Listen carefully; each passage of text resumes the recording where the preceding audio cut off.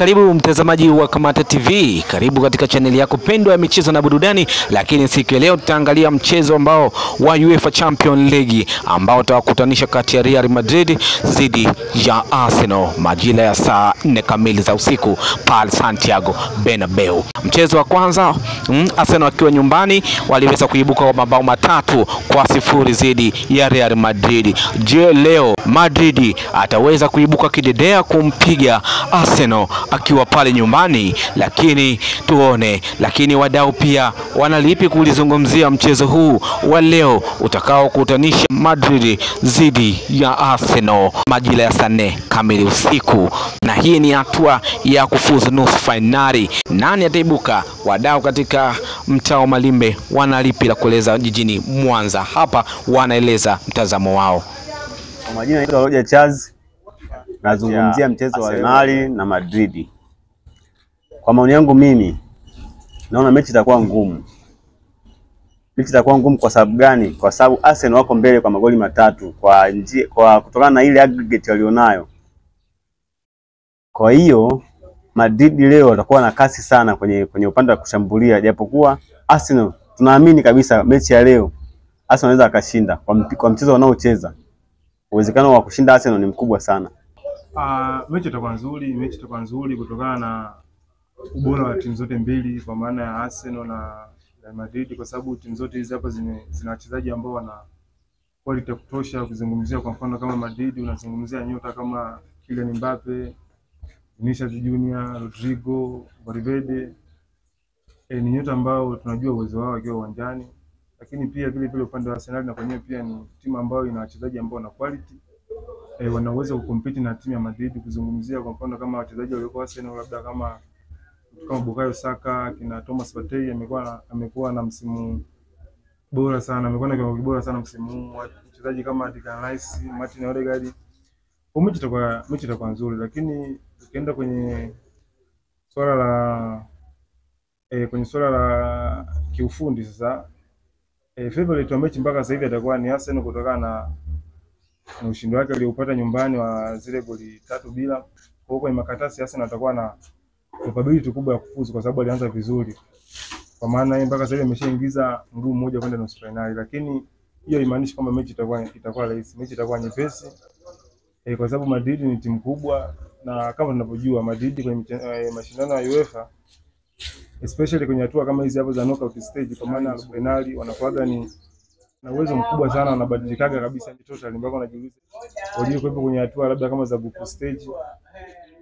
Arsenal na timu moja nzuri, lakini kwa upande wangu mimi naona kwamba Arsenal anaenda kufuzu, kwa sababu hapa mechi tunaangalia mechi hatuangalii ushindi, tunaangalia kufuzu, kwa sababu unaweza kushinda lakini pia kufuzu ndio inakuwa ni kinachomata kwenye mechi, sababu tunakuja anaweza kashinda, lakini kipengele kinakuja kumbana labda kwenye aggregate inaweza kashinda. Kwa hiyo Arsenal mechi itakuwa ngumu, lakini kwa upande wangu mimi naona Arsenal mechi ambayo ni ngumu kwa Madrid. Pasi Arsenal kulingana na kwanza mashabiki wengi, yani wanabidi anacheza kama yani anabadilika tofauti na wale, na mawazo ya watu wengi wanaokuambia Madrid uhakika kushinda. Hilo mimi sipo kabisa. Ni kwenda kukipindua kile alichokipata mechi ya kwanza ambapo alikufa goli 3-0, na ni mechi ngumu kwa maana ipi? Kwenye mpira kumegawanyika katika engo kuu 3.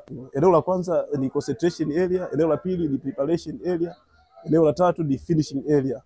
Yes, tukiangalia kwa maana hiyo tukiangalia hizi timu zote mbili, tukiangalia kwenye concentration area ambao Arsenal inaongozwa na Saliba, afu tukiangalia kwenye concentration area ambapo Real Madrid inaongozwa na Rudiger. Tukiangalia kwenye side zote mbili, timu hii ipo very strong ukilinganisha na yenyewe. Tukiangalia ni Arsenal cha kwanza, Arsenal wana nidhamu na mechi ukicompare na Real Madrid. Madrid wana weakness kwenye mechi kwa sababu kila siku wanajaribu, kila siku wanabadilisha aina ya mabeki walionao, kwa sababu ya msingi ni kwamba hawafiti kwenye kila mechi 100%.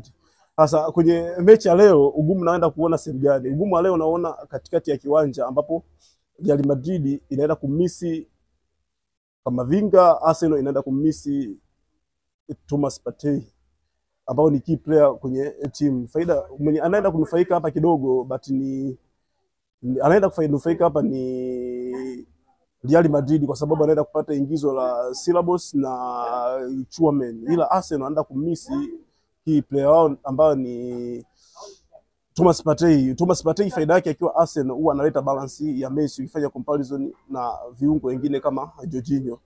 Tukienda kwenye finishing area, Madrid wako very strong sana kukompea na Arsenal. Arsenal huwa wanamtegemea sana mchezaji wao Kai Havertz